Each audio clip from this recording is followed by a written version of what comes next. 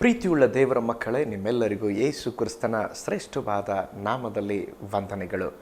ಈ ಶುಭವಾರ್ತೆ ಎಂಬ ಕಾರ್ಯಕ್ರಮವನ್ನು ವೀಕ್ಷಿಸ್ತಾ ಇರುವಂಥ ನಿಮ್ಮೆಲ್ಲರನ್ನ ದೇವರು ಧಾರಾಳವಾಗಿ ಆಶೀರ್ವದಿಸಲಿ. ಈ ದಿವಸ ಒಂದು ವಾಕ್ಯ ಭಾಗವನ್ನು ನಾವು ಧ್ಯಾನಿಸೋಣ.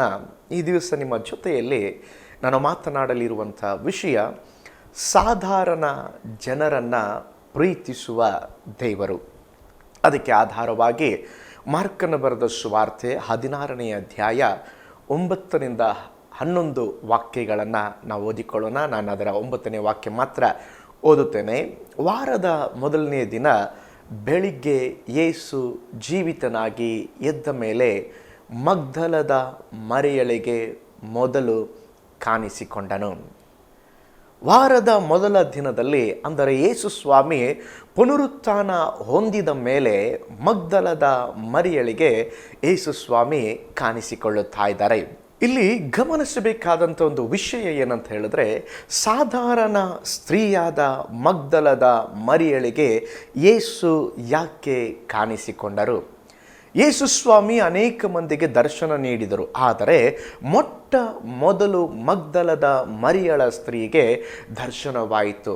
ಅದೆಷ್ಟೋ ಒಂದು ದೊಡ್ಡ ಭಾಗ್ಯ ಆ ಮಗ್ದಲದ ಮರಿಯಳಿಗೆ. ನೋಡಿ, ಯೇಸು ಕ್ರಿಸ್ತನ ಎದೆಗೆ ಒರಗಿಕೊಂಡಿದ್ದಂಥ ಆತನಿಗೆ ಬಹಳ ಹತ್ತಿರವಾಗಿದ್ದಂಥ ಶಿಷ್ಯ ಯೋಹಾನನಿಗೆ ದೇವರು ಕಾಣಿಸಿಕೊಳ್ಳಬೇಕಾಗಿತ್ತು ಪುನರುತ್ಥಾನ ಹೊಂದಿದ ಮೇಲೆ. ಆದರೆ ದೇವರು ಮಗ್ದಲದ ಮರಿಯಳಿಗೆ ಕಾಣಿಸಿಕೊಂಡರು. ನನ್ನನ್ನು ಜನರು ಯಾರೆನ್ನುತ್ತಾರೆ ಅಂತ ಕೇಳಿದಾಗ, ನೀನು ದೇವಕುಮಾರನಾದ ಕ್ರಿಸ್ತನು ಎಂಬ ಪ್ರಕಟಣೆ ಹೊಂದಿದ ಪೇತ್ರನಿಗೆ ಕಾಣಿಸಿಕೊಳ್ಳಬೇಕಾಗಿತ್ತು. ನಿನ್ನೊಂದಿಗೆ ಮರಣಿಸುವುದಕ್ಕೂ ನಾವು ಸಿದ್ಧವೇ ಎಂದು ಹೇಳಿದ ಆತನ ಶಿಷ್ಯರಿಗೆ ಕಾಣಿಸಿಕೊಳ್ಳಬೇಕಾಗಿತ್ತು. ಯೇಸುವನ್ನು ತನ್ನ ಗರ್ಭದಲ್ಲಿ ಹೊತ್ತು ಜನ್ಮ ನೀಡಿದ ಕನ್ಯೆ ಮರಿಯಳಾದ ಶಾರೀರಿಕವಾದ ತಾಯಿಯಾದ ಮರಿಯಳಿಗೆ ಕಾಣಿಸಿಕೊಳ್ಳಬೇಕಾಗಿತ್ತು. ಆದರೆ ಇವರ್ಯಾರಿಗೂ ಯೇಸು ಸ್ವಾಮಿ ಮೊಟ್ಟ ಮೊದಲು ಕಾಣಿಸಲಿಲ್ಲ. ಪುನರುತ್ಥಾನ ಹೊಂದಿದ ಮೇಲೆ ಆ ದರ್ಶನವನ್ನು ಯಾರಿಗೂ ಕೊಡಲಿಲ್ಲ. ಆದರೆ ಸಾಧಾರಣವಾಗಿರುವಂಥ ಈ ಮಗ್ದಲದ ಮರಿಯಳಿಗೆ ದೇವರು ದರ್ಶನವನ್ನು ಕೊಡುತ್ತಾ ಇದ್ದಾರೆ. ಹಾಗಾದರೆ ಯಾರು ಈ ಮಗ್ದಲದ ಮರಿಯಳು ಎಂಬುದಾಗಿ ನಾವು ನೋಡುವಾಗ, ಈ ಮಗ್ದಲದ ಮರಿಯಳು ನಾವು ಓದಿದಂಥ ವಾಕ್ಯ ಭಾಗದಲ್ಲಿ ನೋಡುತ್ತಾ ಇದ್ದಾವೆ, ಅವಳು ದೆವ್ವ ಹಿಡಿದವಳಾಗಿದ್ದಳು. ಯೇಸು ಸ್ವಾಮಿ ಅವಳೊಳಗಿಂದ 7 ದೆವ್ವಗಳನ್ನು ಆಕೆಯಿಂದ ಬಿಡಿಸಿದರು. ಮಗ್ದಲದ ಮರಿಯಳ ಕುರಿತಾಗಿ ನೋಡುವಾಗ ಅವಳು ದುರಾಚಾರಿಯಾಗಿದ್ದಳು. ಒಂದು ಸಾರಿ ಫರಿಸಾಯರು ವ್ಯಭಿಚಾರಿಯನ್ನು ನೇರವಾಗಿ ಹಿಡಿದು ಕರೆತಂದು ವ್ಯಭಿಚಾರದಲ್ಲಿ ಸಿಕ್ಕಿಬಿದ್ದಿದ್ದಾಳೆ. ಮೋಶೆ ಪ್ರಕಾರವಾಗಿ ಇವಳಿಗೆ ಕಲ್ಲನ್ನು ಹೊಡೆಯಬೇಕು, ನೀನೇನು ಹೇಳುತ್ತೆ ಎಂಬುದಾಗಿ ಹೇಳಿದಾಗ, ಇವರಿಗೆ ಯಾರು ನಿಮ್ಮಲ್ಲಿ ಪಾಪವಿಲ್ಲದವರು ಇವಳಿಗೆ ಕಲ್ಲು ಹೊಡೆಯಲಿ ಎಂದಾಗ ಯಾರು ಆ ಸಮಯದಲ್ಲಿ ಹೊಡೆಯಲಿಲ್ಲ. ಕೆಲವು ವೇದ ಪಂಡಿತರು ಹೇಳ್ತಾರೆ ಅದು ಕೂಡ ಈ ಮಗ್ದಲದ ಮರಿಯಳೆ ಎಂಬುದಾಗಿ ಹೇಳುತ್ತಾರೆ. ಆದರೆ ಸಾಧಾರಣವಾದ ಯಾರ ಗಣನೆಗೆ ಬಾರದ ಮಗ್ದಲದ ಮರಿಯಳಿಗೆ ದರ್ಶನ ಕೊಡಲು ಕಾರಣವೇನು? ಒಂದು ದೇವರನ್ನ ಹುಡುಕುವವಳಾಗಿದ್ದಳು. ಸುಮ್ಮನೆ ಯೇಸು ಸ್ವಾಮಿ ಮೃತ್ಯುಂಜಯನಾದ ಮೇಲೆ ಅಥವಾ ಮರಣವನ್ನು ಗೆದ್ದ ಮೇಲೆ ಪುನರುತ್ಥಾನ ಹೊಂದಿದ ಮೇಲೆ ಮಗ್ದಲದ ಮರಿಯಳಿಗೆ ಕಾಣಿಸಿಕೊಳ್ಳುವುದಕ್ಕೆ ಕಾರಣ ಅವಳು ದೇವರನ್ನ ಹುಡುಕುವವಳಾಗಿದ್ದಳು. ನೋಡ್ರಿ, ಅವಳು ದೇವರನ್ನ ಹೇಗೆ ಹುಡುಕಿದಳು? ವಾಕ್ಯ ಭಾಗ ಓದಿಕೊಳ್ಳೋಣ. ಯೋಹಾನ್ ಬರೆದ ಸುವಾರ್ತೆ 20ನೇ ಅಧ್ಯಾಯ 1ನೇ ವಾಕ್ಯ. ವಾರದ ಮೊದಲನೆಯ ದಿನದಲ್ಲಿ ಮಗ್ದಲದ ಮರಿಯಳು ಮುಂಜಾನೆ ಇನ್ನೂ ಕತ್ತಲಿರುವಾಗಲೇ ಸಮಾಧಿ ಬಳಿಗೆ ಬಂದು ಸಮಾಧಿ ಕಲ್ಲು ಅಲ್ಲಿ ತೆಗೆದಿರುವುದನ್ನು ಕಂಡಳು. ಗಮನಿಸಿ, ವಾರದ ಮೊದಲನೇ ದಿನ ಮುಂಜಾನೆ ಇನ್ನೂ ಕತ್ತಲು ಇರುವಾಗಲೇ. ನೋಡಿ, ಹೆಣ್ಣು ಮಕ್ಕಳು ಬೆಳಿಗ್ಗೆ ನಡೆದಾಡಿ ಹೋಗುವುದು ಬಹಳ ಅಪಾಯ. ಅದು ಕಾರ್ಗತ್ತಲಿನಲ್ಲಿ ಇರುವಾಗ ಹೆಣ್ಣು ಮಕ್ಕಳು ಒಂಟಿಯಾಗಿ ನಡೆದುಕೊಂಡು ಹೋಗುವುದು ಬಹಳ ಅಪಾಯ. ಆಗಿನ ಕಾಲದಲ್ಲಿ ರೋಮ್ ಸಾಮ್ರಾಜ್ಯ ಇತ್ತು. ಅಲ್ಲಿ 2 ಸಿಪಾಯಿಗಳು ಯೇಸುವಿನ ಹೂಣಲ್ಪಟ್ಟ ಶರೀರವನ್ನು ಕಾಯುವುದಕ್ಕೆ 2 ಸಿಪಾಯಿಗಳಿದ್ದರು. ಅವರು ರೋಮ ಸಿಪಾಯಿಗಳು. ಈ ರೋಮ ಸಿಪಾಯಿಗಳು ಕ್ರೂರವಾದಂಥ ಜನರು. ಯಾವ ಸಮಯದಲ್ಲಿ ಏನು ಬೇಕಾದರೂ ಮಾಡಬಹುದು. ಅತ್ಯಾಚಾರ ಮಾಡಬಹುದು, ಕೊಂದು ಹಾಕಬಹುದು. ಯಾಕೆಂತ ಹೇಳಿದ್ರೆ ಆಗಿನ ಸಮಾಜದಲ್ಲಿ ಹೆಣ್ಣು ಮಕ್ಕಳನ್ನು ಕೀಳಾಗಿ ನೋಡುತ್ತಾ ಇದ್ದರು. ಇದರ ಮಧ್ಯದಲ್ಲಿ ಕೂಡ ಮಗ್ದಲದ ಮರಿಯಳು ಯೇಸುವಿನ ಸಮಾಧಿಗೆ ಹೋಗಲಿಕ್ಕೆ ಕಾರಣ ಏನಂದರೆ ಆ ಯೇಸುವಿನ ಮೇಲಿದ್ದಂಥ ಪ್ರೀತಿ, ಯೇಸುವಿನ ಮೇಲೆ ಇದ್ದಂಥ ನಂಬಿಕೆ. ಮಗ್ದಲದ ಮರಿಯಳು ನಮಗಿಂತ ದೊಡ್ಡ ಪಾಪಿ, ಆದರೆ ಅವಳು ನಮಗಿಂತ ಹೆಚ್ಚಾಗಿ ಯೇಸುವನ್ನು ಪ್ರೀತಿಸಿದಳು. ಪ್ರೀತಿಯುಳ್ಳ ದೇವ ಮಕ್ಕಳೇ, ಯೇಸುವನ್ನು ಅಧಿಕವಾಗಿ ಪ್ರೀತಿಸುವವರು ಬೇಕಾಗಿದ್ದಾರೆ. ಬಾಯಿ ಮಾತಿನಲ್ಲ, ಯೇಸುವೇ ನಾನು ನಿನ್ನನ್ನೇ ಪ್ರೀತಿಸುವೆ ಹಾಡುವವರಲ್ಲ. ಪೇತ್ರನು ಹೇಳಿದ, ಎಲ್ಲರೂ ಬಿಟ್ಟು ಹೋದ್ರು, ನಾನು ನಿನ್ನ ಬಿಟ್ಟು ಹೋಗೋದಿಲ್ಲಪ್ಪ. ಆದರೆ ಯೇಸು ಸ್ವಾಮಿಯನ್ನು ಅಲ್ಲಿ ಹೂನಿಟ್ಟಲ್ ಮೇಲೆ ಅಲ್ಲಿ ಮೊದಲು ಪೇತ್ರನ ಬಂದಿಲ್ಲ. ಪೇತ್ರನು ಮೀನು ಹಿಡಿಯಲಿಕ್ಕೆ ಹೋಗಿದ್ದಾನೆ, ಪೇತ್ರನು ಎಲ್ಲೋ ಭಯಭ್ರಾಂತನಾಗಿ ಕೂತಿದ್ದಾನೆ. ಆದರೆ ಈ ಸ್ತ್ರೀ ಅಂದರೆ ಮಗ್ದಲದ ಮರಿಯಳು ಆ ಯೇಸುವನ್ನು ಹುಡುಕಿಕೊಂಡು ಬಂದಳು. ಹಾಗಾದರೆ ಮಗ್ದಲದ ಮರಿಯಳು ಯೇಸುವನ್ನು ಹುಡುಕಿ ಬಂದು ಯೇಸುವನ್ನ ಆ ಪುನರುತ್ಥಾನದ ದೃಶ್ಯವನ್ನ ಮೊಟ್ಟ ಮೊದಲು ಆ ದರ್ಶನವನ್ನ ಅವಳು ಕಂಡಳು. ಇಲ್ಲಿ ಗಮನಿಸಬೇಕಾದಂಥ ಇನ್ನೊಂದು ವಿಷಯ ಏನಂದ್ರೆ, ಜೀವಿಸುವ ದೇವರನ್ನ ಸಂಧಿಸಲು ಹೋಗುತ್ತಾ ಇಲ್ಲ ಅವಳು. ಬೆಳಿಗ್ಗೆನೆ ಮುಂಜಾನೆನೇ ಯಾರನ್ನ ಸಂಧಿಸಲಿಕ್ಕೆ ಹೋಗ್ತಾ ಇದ್ದಾಳೆ? ಮರಣ ಹೊಂದಿದ ಯೇಸುವನ್ನು ನೋಡಲು ಹೋಗುತ್ತಾ ಇದ್ದಾಳೆ. ಅವಳಿಗೆ ಗೊತ್ತಿಲ್ಲ ಯೇಸು ಸ್ವಾಮಿ ಜೀವದಿಂದ ಹೇಳ್ತಾರಂತೇಳಿ. ಸತ್ತು ಹೋದ ಯೇಸುವನ್ನು ನೋಡಲು ಅಷ್ಟು ಪ್ರೀತಿಯಿಂದ ಹೋಗುವುದಾದರೆ, ಮರಣ ಹೊಂದಿದ ಯೇಸುವನ್ನು ನೋಡಲು ಅಷ್ಟು ಪ್ರೀತಿಯಿಂದ ಹೋಗುವುದಾದರೆ, ಇವತ್ತು ನಮಗೆ ಗೊತ್ತು ಯೇಸು ಜೀವದಿಂದ ಎದ್ದಿದ್ದಾರೆ. ಅವರು ನಮ್ಮ ಮಧ್ಯದಲ್ಲಿ ಜೀವಿಸುತ್ತಾರೆ. 2-3 ಜನ ಎಲ್ಲಿದ್ದಾರೋ ಅವರ ಮಧ್ಯದಲ್ಲಿ ಇದ್ದಾರೆ. ಆ ಯೇಸುವನ್ನು ಆ ಮಗ್ದಲದ ಮರಿಯಳು ಹುಡುಕಿದ್ದಕ್ಕಿಂತ ನಾವು ಹೆಚ್ಚಾಗಿ ಹುಡುಕುವವರಾಗಿರಬೇಕು. ಮಗ್ದಲದ ಮರಿಯಳು ಯೇಸುವನ್ನು ಹುಡುಕಿದ ಕಾರಣ ಪುನರುತ್ಥಾನ ಹೊಂದಿದ ಯೇಸುವನ್ನು ಮೊಟ್ಟ ಮೊದಲು ನೋಡಿದಳು. ಎರಡನೇದಾಗಿ ಈ ಮಗ್ದಲದ ಮರಿಯಳು ಯೇಸುವನ್ನು ಕಡೆಯವರೆಗೂ ಹಿಂಬಾಲಿಸಿದಳು. ನಾವು ಯೇಸುವಿನ ನಂಬಿದ ದಿನದಿಂದಲೂ ಕೊನೆಯವರೆಗೂ ಯೇಸುವನ್ನು ಹಿಂಬಾಲಿಸಬೇಕು. ಇದುವೇ ನಿಜವಾದ ನಂಬಿಕೆ. ಯೋಹಾನ ಬರೆದ ಸುವಾರ್ತೆ 19ನೇ ಅಧ್ಯಾಯ 25ನೇ ವಾಕ್ಯಕ್ಕೆ ನಮ್ಮ ಗಮನವನ್ನು ಹರಿಸೋಣ. ಯೇಸುವಿನ ಶಿಲುಬೆಯ ಬಲೆಯಲ್ಲಿ ಆತನ ತಾಯಿಯು, ಆತನ ತಾಯಿಯ ತಂಗಿಯು, ಕ್ಲೋಫನ ಹೆಂಡತಿಯಾದ ಮರಿಯಳು, ಮಗ್ದಲದ ಮರಿಯಳು ನಿಂತಿದ್ದರು. ಗಮನಿಸಿ, ಯೇಸುವನ್ನು ಹಿಂಬಾಲಿಸಲು ನಮಗೆ ಧೈರ್ಯ ಬೇಕು. ಪುರುಷರು ಯೇಸುವನ್ನು ಹಿಂಬಾಲಿಸಲು ತಮ್ಮ ಧೈರ್ಯ ಕಳ್ಕೊಂಡಾಗ ಇಲ್ಲಿ ಮಹಿಳೆಯರು ಯೇಸುವನ್ನು ಹಿಂಬಾಲಿಸಲು ಧೈರ್ಯ ತಂದುಕೊಂಡರು. 12 ಶಿಷ್ಯರು ಓಡಿ ಹೋಗಿದ್ದಾರೆ, ಅದ್ಭುತ ಹೊಂದಿದ ಶಿಷ್ಯರು ಓಡಿ ಹೋಗಿದ್ದಾರೆ. ಆದರೆ ಕೊನೆಯವರೆಗೂ ಯೇಸುವಿನ ಶಿಲುಬೆಗೆ ಹಾಕುವವರೆಗೂ ಕೂಡ ಅಲ್ಲಿ ಹಿಂಬಾಲಿಸಿಕೊಂಡು ಹೋಗಿದ್ದು ಯಾರಂದರೆ ಯೇಸುವಿನ ತಾಯಿಯಾದ ಮರಿಯಳು ಮತ್ತು ಈ ಮಗ್ದಲದ ಮರಿಯಳು, ಇನ್ನೂ ಕೆಲವು ಸ್ತ್ರೀಯರೆಂಬುದಾಗಿ ಇಲ್ಲಿ ಬೈಬಲ್ ಹೇಳ್ತದೆ. ಅಂದರೆ ಯೇಸುವನ್ನು ಕೊನೆಯವರೆಗೂ ಹಿಂಬಾಲಿಸಿದವಳು ಯಾರು ಅಂತ ಹೇಳಿದ್ರೆ ಮಗ್ದಲದ ಮರಿಯಳು. ಇವತ್ತು ಕೆಲವರು ಕಷ್ಟಕ್ಕಾಗಿ ಯೇಸುವಿನ ಬಳಿಗೆ ಬರ್ತಾರೆ, ಅದ್ಭುತಕ್ಕಾಗಿ ಯೇಸುವಿನ ಬಳಿಗೆ ಬರ್ತಾರೆ, ಒಂದು ಸಮಾಧಾನಕ್ಕಾಗಿ ಯೇಸುವಿನ ಬಳಿಗೆ ಬರ್ತಾರೆ. ಅವರ ಜೀವನದ ಎಲ್ಲವೂ ಸಿಕ್ಕ ಮೇಲೆ, ಅಯ್ಯೋ ಯೇಸುವೇ ಒಳ್ಳೆ ದೇವರು, ಏಸಪ್ಪನೇ ನಮಗೆಲ್ಲ ಮಾಡಿದ್ರು, ಏಸಪ್ಪನಿಗಾಗಿಯೇ ನಾವು ಜೀವಿಸ್ತೇವೆ ಅಂತ ಹೇಳ್ತಾರೆ. ಆದರೆ ಸ್ವಲ್ಪ ದಿನಗಳಾದ ಮೇಲೆ ಅವರ ಜೀವನದಲ್ಲಿ ಶೋಧನೆಗಳು ಬರುವಾಗ, ಬೆದರಿಸುವಿಕೆಗಳು ಬರುವಾಗ, ನೀವು ಯೇಸುವನ್ನು ಹಿಂಬಾಲಿಸಬಾರದೆಂಬುದಾಗಿ ಹೇಳುವಾಗ ಅವರು ಯೇಸುವನ್ನು ಬಿಟ್ಟು ಬಿಡುತ್ತಾರೆ. ಆದರೆ ಈ ಮಗ್ದಲದ ಮರಿಯಳು ಯಾವ ಒಂದು ಕಾರಣಕ್ಕೂ ಕೂಡ ಅವಳು ತನ್ನ ಜೀವಿತದಲ್ಲಿ ಯೇಸುವನ್ನು ಹಿಂಬಾಲಿಸುವುದನ್ನು ಅವಳು ಬಿಟ್ಟು ಬಿಡಲಿಲ್ಲ. ಅದಕ್ಕೆ ಬೈಬಲ್ ಹೇಳ್ತದೆ, ಅವಳು ಕೊನೆಯವರೆಗೂ ಸಹ ಯೇಸುವನ್ನು ಹಿಂಬಾಲಿಸಿದಳು. ಯೋಹಾನ ಬರೆದ ಸುವಾರ್ತೆ 20ನೇ ಅಧ್ಯಾಯ ಅದರ 10-11ನೇ ವಾಕ್ಯವನ್ನು ನಾವು ಓದಿಕೊಳ್ಳೋಣ. 10ನೇ ವಾಕ್ಯ ನಾವು ನೋಡೋಣ. ತರುವಾಯ ಆ ಶಿಷ್ಯರು ತಿರುಗಿ ತಮ್ಮವರ ಬಳಿಗೆ ಹೋದರು. 11ನೇ ವಾಕ್ಯ. ಆದರೆ ಮರಿಯಳು ಹೊರಗೆ ಸಮಾಧಿಯ ಬಳಿಯಲ್ಲಿ ಅಳುತ್ತಾ ನಿಂತಿದ್ದಳು. ಗಮನಿಸಿ, ಯೇಸುವಿನ ಸಮಾಧಿಯನ್ನು ಯಾರೋ ತೆಗೆದುಕೊಂಡು ಹೋಗಿದ್ದಾರೆಂಬುದಾಗಿ ಬಂದು ಶಿಷ್ಯರಿಗೆ ತಿಳಿಸಿದಾಗ ತಿರುಗಿ ಎಲ್ಲರೂ ಬಂದು ಯಾರು ತಗೊಂಡೋಗಿದ್ದಾರೆ ಅಂತೇಳಿ ಇಲ್ಲಿ ನೋಡ್ಲಿಕ್ಕೆ ಬಂದಾಗ ಅಲ್ಲಿ ಸಮಾಧಿಯಲ್ಲಿ ಯೇಸುವಿನ ಶರೀರ ಇಲ್ಲ. ಬೈಬಲ್ ಹೇಳ್ತದೆ, ಯೇಸುವಿನ ಶಿಷ್ಯರು ಎಲ್ಲರೂ ಹೋದ್ರಂತೆ. ನಿನಗಾಗಿ ಜೀವ ಕೊಡ್ತೀರಂತ ಹೇಳಿದ ಪೇತ್ರನೂ ಓಡಿ ಹೋದ, ಎದೆಯಲ್ಲಿ ಒರಗಿದ ಯೋಹಾನನೂ ಓಡಿ ಹೋದ. ಎದೆಯಲ್ಲಿ ಒರಗಿದವನು ಓಡಿ ಹೋದ, ಆದರೆ ತನ್ನ ತಲೆ ಕೂದಲಿಂದ ಯೇಸುವಿನ ಪಾದವನ್ನು ತೊಳೆದಂಥ ಈ ಮಗ್ದಲದ ಮರಿಯಳು ಆ ಸಮಾಧಿ ಬಿಟ್ಟು ಹೋಗಲಿಕ್ಕೆ ಮನಸ್ಸಿಲ್ಲ. ಅಲ್ಲಿ ಇದ್ದುಕೊಂಡು ಅಳುತ್ತಾ ಇದ್ದಾಳೆ. ನಮಗಿಂತ ಅಧಿಕವಾದಂಥ ವಿಶ್ವಾಸವುಳ್ಳವರು ಹಿಂಜರಿಯಬಹುದು. ಪೇತ್ರನು ಸಭೆಯ ಮೊದಲ ಅವನೇ ಪೋಪ್ ಎಂಬುದಾಗಿ ಹೇಳ್ತಾರೆ, ಸಭೆಯ ಮೊದಲ ಹಿರಿಯ ಅವನೇ ಎಂಬುದಾಗಿ ಹೇಳ್ತಾರೆ. ಯೇಸು ನನ್ನ ಬಂಡೆಯ ಮೇಲೆ ನೀನು ಸಭೆಯನ್ನು ಕಟ್ತೀನಿ ಎಂಬುದಾಗಿ ಹೇಳಿದ್ರು. ಪೇತ್ರ ಹಿಂಜರಿದಿದ್ದಾನೆ, ಯೋಹಾನನ ಹಿಂಜರಿದಿದ್ದಾನೆ, ಅದೆಲ್ಲರೂ ಬಿಟ್ಟು ಹೋಗಿದ್ದಾರೆ. ಆದರೆ ಮರಿಯಳು ಮಾತ್ರ ಆ ಸಮಾಧಿಯನ್ನು ಬಿಟ್ಟು ಹೋಗಲಿಕ್ಕೆ ಮನಸ್ಸಿಲ್ಲ. ಪ್ರೀತಿಯುಳ್ಳ ದೇವ ಮಕ್ಕಳೇ, ಅನೇಕರು ಯೇಸುವನ್ನು ಬಿಟ್ಟು ಹಿಂಜರಿಯಬಹುದು, ನಮ್ಮನ್ನು ನಡೆಸಿದವರು ಹಿಂಜರಿಯಬಹುದು, ಒಂದು ವೇಳೆ ಬೋಧಕರು ಹಿಂಜರಿಯಬಹುದು, ಉನ್ನತವಾದಂಥ ಸ್ವಾರ್ಥ ಸೇವಕರು ಹಿಂಜರಿಯಬಹುದು. ಆದರೆ ಯೇಸುವನ್ನು ವೈಯಕ್ತಿಕವಾಗಿ ರುಚಿಸಿದ ನೀನು ಯೇಸುವನ್ನು ಬಿಟ್ಟು ಹಿಂಜರಿಯಲೇಬಾರದು.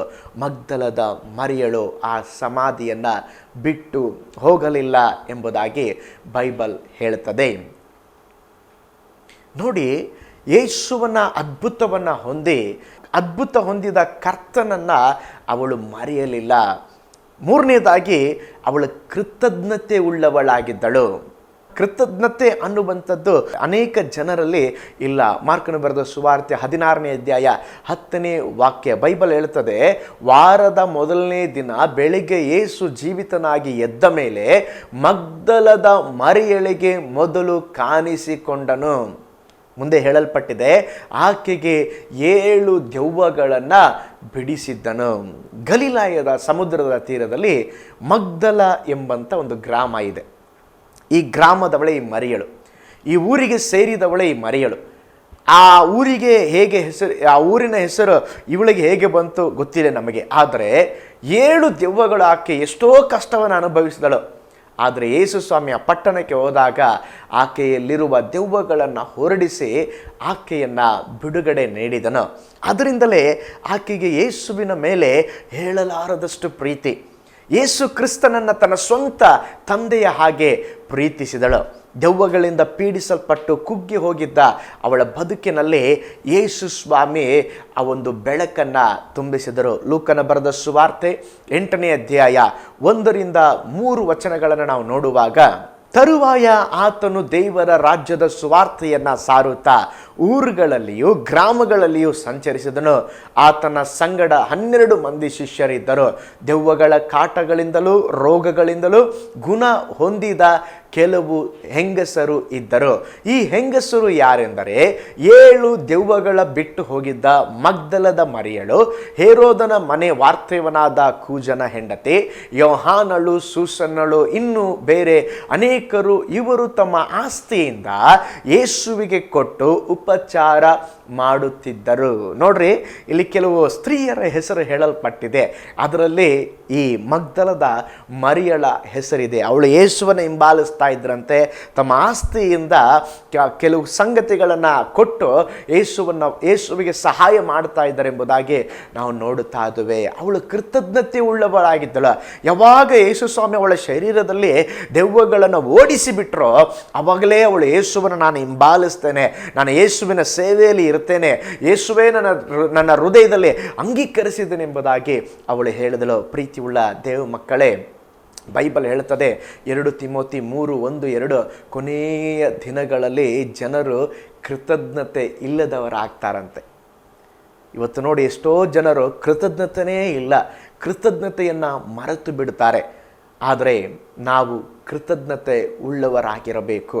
ನೀವು ಯಾರಿಗೆ ಕೃತಜ್ಞತೆ ಉಳ್ಳವರಾಗಿರುತ್ತೀರೋ ಇಲ್ಲವೋ, ಏಸಪ್ಪನಿಗೆ ಮಾತ್ರ 100% ನೀವು ಕೃತಜ್ಞತೆ ಉಳ್ಳವರಾಗಿ ನೀವು ಜೀವಿಸಬೇಕು. ದೇವರು ಮಾಡಿದ ಮೇಲುಗಳನ್ನು ಮರೆಯಬಾರದು. 4ನೇದಾಗಿ, ಮಗ್ದಲದ ಮರಿಯಳು ದೇವರ ಮೇಲೆ ಪ್ರೀತಿಯನ್ನು ಹೊಂದಿದ್ದಳು. ಎಷ್ಟು ಪ್ರೀತಿ ಅಂತ ಹೇಳಿದ್ರೆ, ಒಂದು ಸಾರಿ ಸೀಮೋನನ ಒಬ್ಬ ಪರಿಸಾಯನ ಮನೆಗೆ ಏಸಪ್ಪನ ಕರೆದಿದ್ದಾರೆ. ಕರೆದಂಥ ಯೇಸುವಿಗೆ ಅವನು ನೀರು ಕೊಟ್ಟು ಯೇಸುವನ್ನು ಉಪಚಾರ ಮಾಡಬೇಕು, ಯೇಸುವನ್ನು ಪ್ರೀತಿಸಬೇಕು. ಆದರೆ ಬೈಬಲ್ ಹೇಳ್ತದೆ, ಈ ಮಗ್ದಲದ ಮರಿಯಳಿ ಓಡಿ ಬಂದು ಯೇಸುವಿನ ಪಾದಗಳಲ್ಲಿ ಅಮೂಲ್ಯವಾದ ತೈಲವನ್ನು ಸುರಿದು ಯೇಸುವಿನ ಕಾಲುಗಳನ್ನು ತನ್ನ ತಲೆ ಕೂದಲಿಂದ ಒರೆಸ್ತಾ ಇದ್ದಾಳೆ. ಅದು ಒಂದು ಆ ಅನುಭವ ಯೇಸು ಸ್ವಾಮಿ ಹೇಳಿದ್ರು, ಇವಳು ಯಾರ ಪಾಪ ಹೆಚ್ಚು ಕ್ಷಮಿಸಲ್ಪಟ್ಟಿದೆಯೋ ಅವರು ನನ್ನನ್ನು ಹೆಚ್ಚಾಗಿ ಪ್ರೀತಿಸ್ತಾರೆ. ಸೀಮೋನನೇ, ನಿನ್ನ ಮನೆಗೆ ನಾನು ಬಂದೆ, ನೀನು ನನಗೆ ಟವಲನ್ನು ಕೊಟ್ಟು ನನ್ನ ಕಾಲು ಒರೆಸಲಿಲ್ಲ, ನನಗೆ ನೀರನ್ನು ಕೊಡಲಿಲ್ಲ. ಆದರೆ ಈ ಸ್ತ್ರೀ ದುರಾಚಾರಿ ಹೆಂಗಸೆಂಬುದಾಗಿ ನಿನ್ನ ಮನಸ್ಸಿನಲ್ಲಿ ನೆನೆಸ್ತಾ ಇದೆಯಾ? ಇವಳು ಆ ಅಮೂಲ್ಯವಾದಂಥ ತೈಲವನ್ನು ಯಾಕೆ ವೇಸ್ಟ್ ಮಾಡ್ತಾ ಇದ್ದಾಳೆ ಎಂಬುದಾಗಿ ಕೇಳ್ತಾ ಇದೆಯಾ? ಯಾಕೆ ಅಂತ ಹೇಳಿದ್ರೆ, ಅವಳು ನನ್ನ ಮೇಲೆ ಇಟ್ಟಿರುವಂಥ ಅಪರಿಮಿತವಾದಂಥ ಪ್ರೀತಿಯುಳ್ಳ ದೇವ ಮಕ್ಕಳೇ, ನಾವು ಯೇಸುವಿನ ಮೇಲೆ ಪ್ರೀತಿ ಇಟ್ಟಿದ್ದರೆ ಎಷ್ಟು ದೊಡ್ಡ ಕಾರ್ಯ ಇದ್ದರೂ ಅದು ನಮಗೆ ಕಸವಾಗ್ತದೆ. ಹಲ್ಲೆಲೂಯಾ. ಯೇಸುವಿಗಾಗಿ ನಾವೇನು ಮಾಡಲಿಕ್ಕೂ ನಾವು ಸಿದ್ಧವಾಗ್ತೇವೆ. ಯೇಸುವಿನ ಮೇಲೆ ಅವಳಿಗೆ ಒಂದು ದೈವಿಕವಾದಂಥ ಪ್ರೀತಿ ಇತ್ತು. ಒಂದು ಸ್ತೋತ್ರ. ಯೇಸುವಿನ ಮೇಲೆ ಒಂದು ಯಥಾರ್ಥವಾದಂಥ ಪ್ರೀತಿ ಮಗ್ದಲದ ಮರಿಯಳಿಗಿತ್ತು. ಐದನೇದಾಗಿ, ಅವಳು ಕಣ್ಣೀರಿನಿಂದ ಯೇಸುವನ್ನು ಹುಡುಕಿದಳು. ಬೈಬಲ್ ಹೇಳ್ತದೆ, ಮಾರ್ಕನು ಬರೆದ ಸುವಾರ್ತೆ 16ನೇ ಅಧ್ಯಾಯ 1ನೇ ವಾಕ್ಯ, ಯೇಸು ಮರಣಿಸಿದ 3ನೇ ದಿನ ಪುನರುತ್ಥಾನನಾದನೆಂದು ಮಗ್ದಲ ಮರಿಯಳಿಗೆ ತಿಳಿದಿರಲಿಲ್ಲ. ಆತನ ದೇಹಕ್ಕೆ ಸುಗಂಧ ದ್ರವ್ಯಗಳನ್ನು ಹಚ್ಚಿ ಗೌರವವನ್ನು ಸಲ್ಲಿಸಬೇಕೆಂದು ಅಲ್ಲಿಗೆ ಬಂದಿದ್ದಳು. ನೀವು ನೋಡಿ, ತಿರುಗಿ ಯೋಹಾನ್ ಬರೆದ ಸುವಾರ್ತೆ 20ನೇ ಅಧ್ಯಾಯ 11ನೇ ವಾಕ್ಯ, ಆದರೆ ಮರಿಯಳು ಹೊರಗೆ ಸಮಾಧಿಯ ಬಳಿಯಲ್ಲಿ ಅಳುತ್ತಾ ನಿಂತಿದ್ದಳು. ಏನು ಮಾಡ್ತಾ ಇದ್ದಾಳೆ? ಸಮಾಧಿಯ ಹೊರಗಡೆ ಯೇಸು ಸ್ವಾಮಿ ಇದ್ದ ಪ್ರೀತಿಯ ನೆನಪು ಮಾಡಿಕೊಂಡು ಅವಳು ಕಣ್ಣೀರಿಡುತ್ತಾ ಇದ್ದಾಳೆ.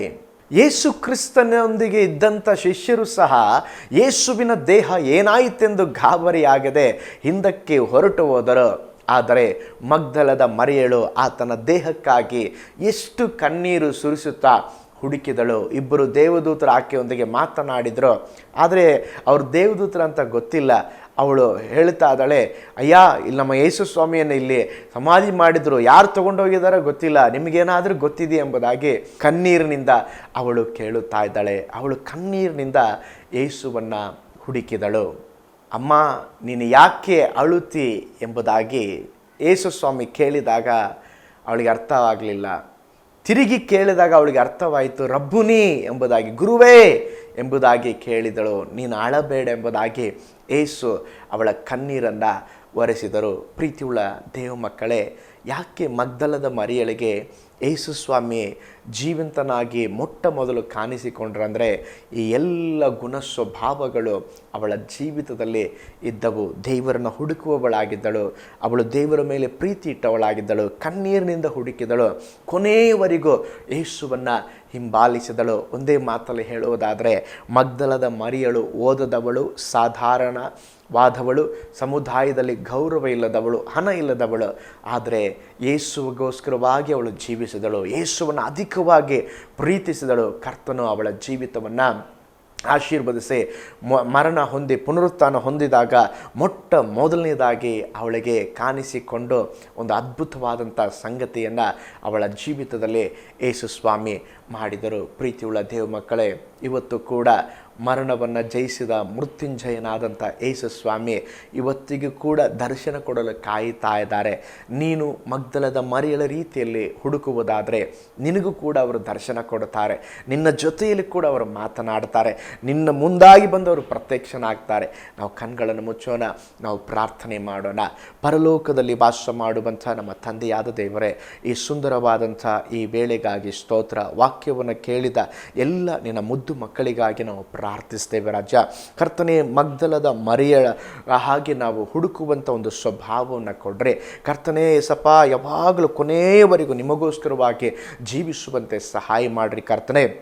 ಏಸಪ್ಪ, ಎಷ್ಟೋ ಸಾಧಾರಣವಾದಂಥ ಮಕ್ಕಳಿದ್ದಾರೆ. ಏಸಪ್ಪ ನನ್ನನ್ನು ಪ್ರೀತಿಸ್ತಾರ, ಏಸಪ್ಪ ನನಗೆ ದರ್ಶನ ಕೊಡ್ತಾರ, ಏಸಪ್ಪ ನನ್ನ ಜೊತೆ ಮಾತನಾಡ್ತಾರೆ ಎಂಬುದಾಗಿ ಕಾಯುವಂಥ ಎಲ್ಲರ ಜೊತೆಯಲ್ಲೇ ನೀವು ಮಾತನಾಡಬೇಕೆಂಬುದಾಗಿ ನಾವು ಪ್ರಾರ್ಥಿಸ್ತೇವೆ ರಾಜ. ನೀವು ದೊಡ್ಡ ಕಾರ್ಯ ಮಾಡಿರಿ ಕರ್ತನೆ. ಇದನ್ನು ವೀಕ್ಷಿಸಿದ ಪ್ರತಿಯೊಬ್ಬರನ್ನ ಧಾರಾಳವಾಗಿ ಆಶೀರ್ವಾದ ಮಾಡಿರಿ. ನಿನ್ನ ಕೃಪೆ ಎಲ್ಲರ ಮೇಲೆ ವಾಸವಾಗಲಿ. ಯೇಸುವಿನ ಹೆಸರಿನಲ್ಲಿ ತಂದೆಯೇ, ಆಮೇನ್. Price the lord. ಕರ್ತನು ನಿಮ್ಮೆಲ್ಲರನ್ನ ಧಾರಾಳವಾಗಿ ಆಶೀರ್ವಾದ ಮಾಡಲಿ. ಮೈ ಗಾಡ್ ಬ್ಲೆಸ್ ಯು ಆಲ್.